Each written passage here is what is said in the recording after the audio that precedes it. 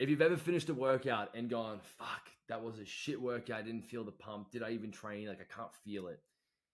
And maybe you have had other sessions where your performance changed based on how you feel. Like, I'm just fucking not doing this today. I feel like shit. You might be a 2B. You could also be super stressed, and that could be a problem, but there is a chance that you're a 2B. So the 2Bs are lifters who don't just train, they have to connect. They're driven by emotions, feel, music, feedback, mood, intensity, everything. They just feel it. When everything lines up, they're unstoppable. But when stress hits, it's a big crash. And when training feels disconnected, they'll just fucking ghost and not do it anymore. So in this episode, we're going to break down the full profile of the type 2B, which for a lack of a better name is the feeler. Okay. So they just feel everything at a heightened level. Okay. Like they're going to feel everything. So it's a fitting name. So let's go through how to eat, train, and recover in a way that builds you both like physically and mentally, body and confidence, everything. Okay. Let's just dominate. So who is the type 2B? Nicknamed the feeler, and let's go through the neurotransmitter profile that makes them a 2B. So their dopamine is a high baseline. So they've got plenty of motivation in the tank. However, they're super low sensitivity to dopamine, which means it takes a lot to feel rewarded. And that's why they chase the feeling. They want the pump, the praise, the mind muscle connection, because that gives them that feeling like, yes, there it is. I feel good about myself. Everything's working here. They've got really high glutamate. So you feel everything deeply. All right. That's the thing that's going to ramp it up the most. That's why they're so emotional. So like, and it's not good or bad, but it's going to be like they're going to feel the praise, the criticism, the connection more than anyone. Their GABA is low, so it's hard to calm the nervous system once it's activated. The serotonin's low as well, so it gives them less emotional stability, more up and down kind of deal there. Adrenaline sensitivity is quite high, so you fire up fast if you're a type 2B, but you'll be great in the moment and then just burn out real quick. Their acetylcholine is quite high as well, so good at connecting with movements if they're emotionally engaged. If they're not, like skills and stuff, that just go out the window. So what does this feel like? And if you're a 2B, you've definitely felt one of these things before. So you'll train hard when you feel good. If you feel like shit, you're not training hard. You're going to love the burn, the pump, the music, the energy, and the feedback in the session. You'll struggle with anything that feels like cold, robotic, or boring. You just be like, I'm not doing this. Or even if you feel confident one moment and then just full of doubt, depending on your mood as well.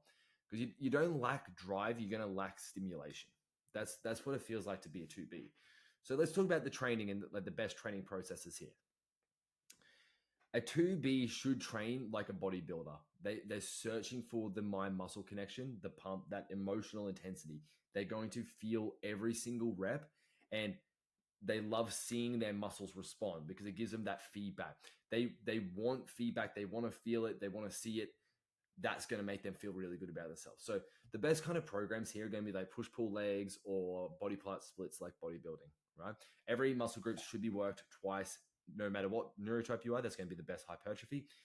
But this kind of style is fucking perfect for a 2B. Like, it's unreal. The omni contraction actually works really well as well. So I've used the omni contraction with the other profiles because of the variation, but the omni contraction can work really good because we can extend the time under tension, the different tempos. So the eccentric, the isometrics, really good for mind muscle connection work.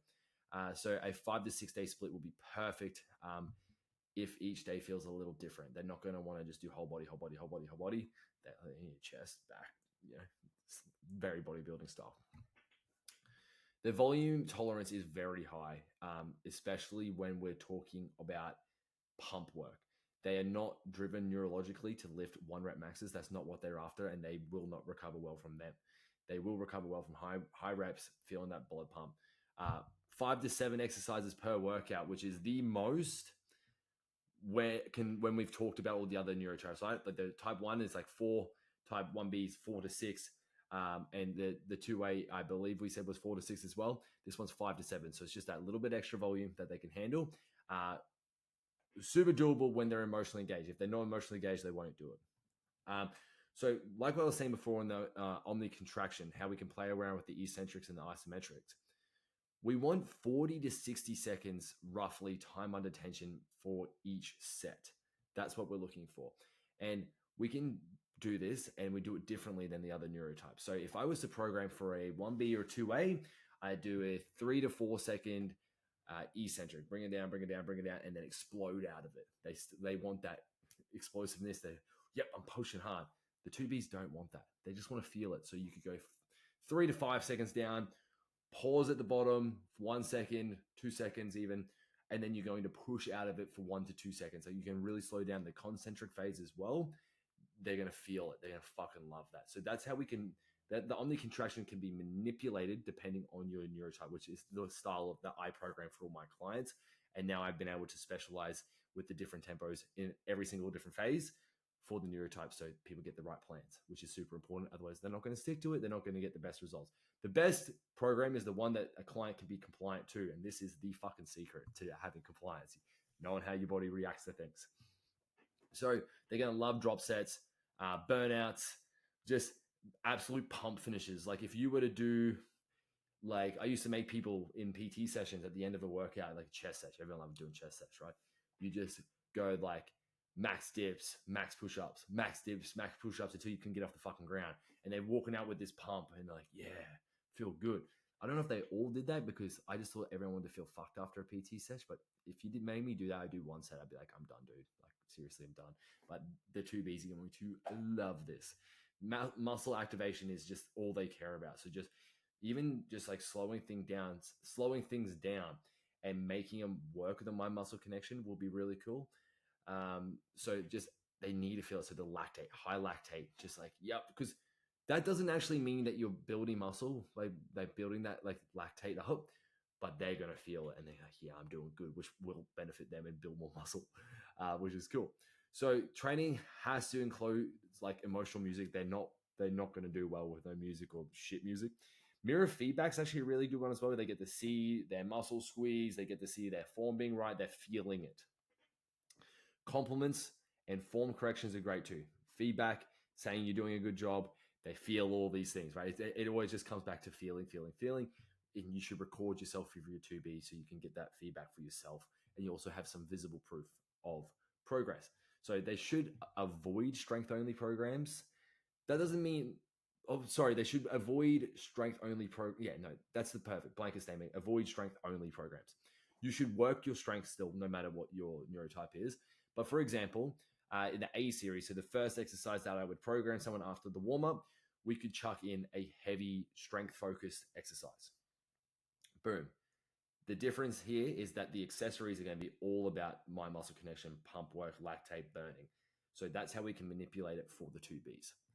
When it comes to nutrition, we want to keep the dopamine flowing, lower the glutamate, and raise the serotonin. That's just going to help with emotional stability and feeling good. Okay, so the best style is really higher carb, not high carb yet, but higher carb, moderate fat, high protein.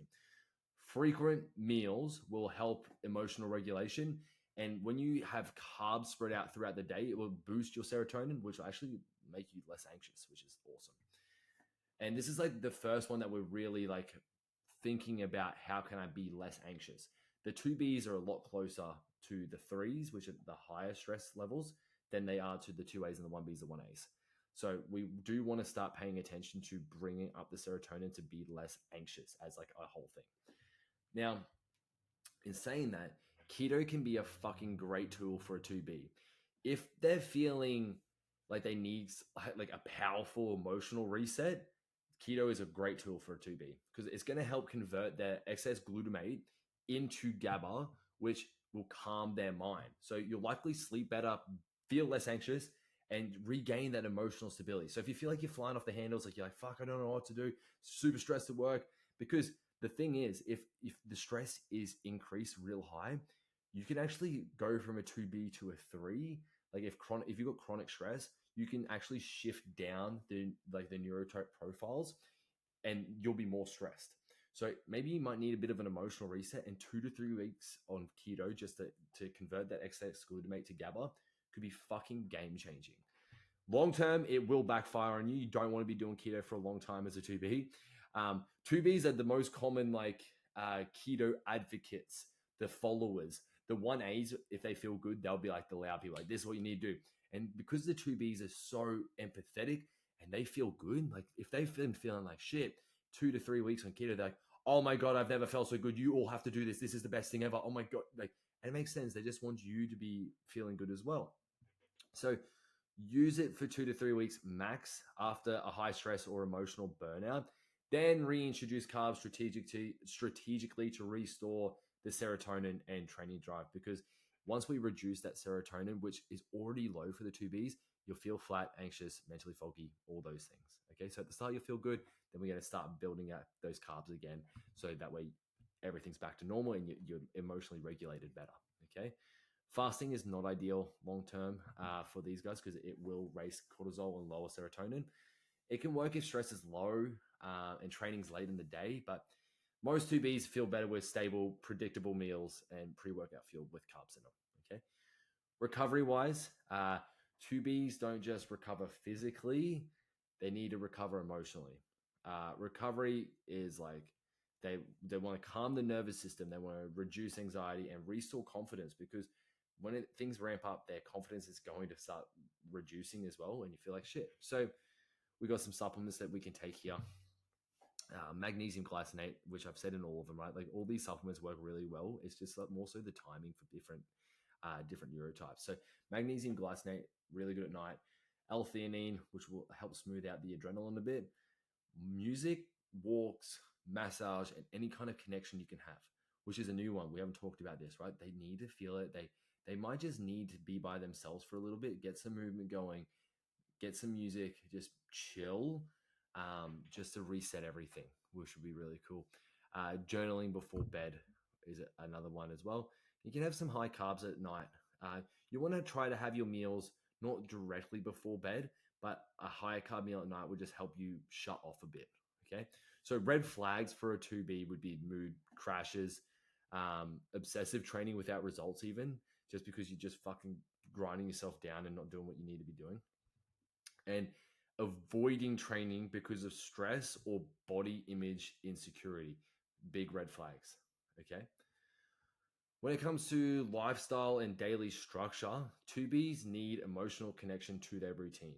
So reinforce that they're doing well, and clear structure, flexible enough to allow flow. So it doesn't need to be rigid, but a structure with a goal. We could do some daily dopamine triggers for them as well to make them feel good. So progress photos, visible tracking systems, check-ins, positive feedback, music and movement would be really good. So I've talked before about what I have on my app, where we do, like, you measure your energy, your stress, your recovery, digestion, all these things can be really good to give you like, oh, yep, I'm feeling good. I'm feeling this. Yeah, that's right. This is how I feel. Cool. Clarity always wins. That's one of the main things we do in my high performance coaching. It's getting clear on things.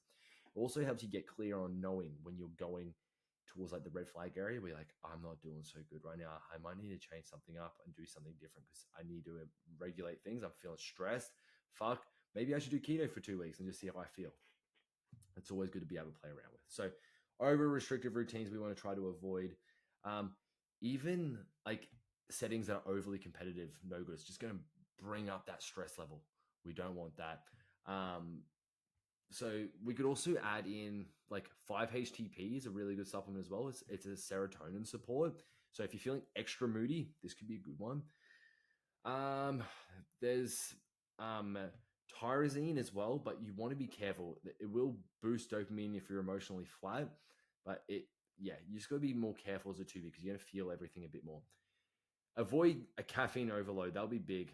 If you're having pre-workouts, go stimulant free would be ideal. It's not really what you want. You don't want to have that adrenaline go up really, really high. You're going to be freaking out and not feeling good. So if your training changes depending on your mood, if you train harder when someone hypes you up, like you really noticeably difference. And if you live for the pump, like that's one of the main things. And then another thing would be like you crash under pressure. Like you don't do good in high pressure situations, and that's okay. It's just, you're not soft. You're a 2B. That's what it is. You were built to train with emotion, perform with passion, and to grow when you're connected. That's really what you're after here. So you don't need to force your way through boring programs. You just need a system that fuels how your brain and body actually work.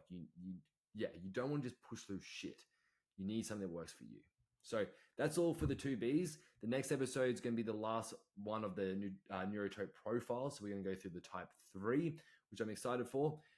If you don't know what Neurotype you are, send me an Instagram message, comment, quiz. I'll send it over to you. We can figure out what you're at. Otherwise, let's get ripped into episode number 5, and we're going to go through type 3. Thanks for joining me today. I'll talk to you soon.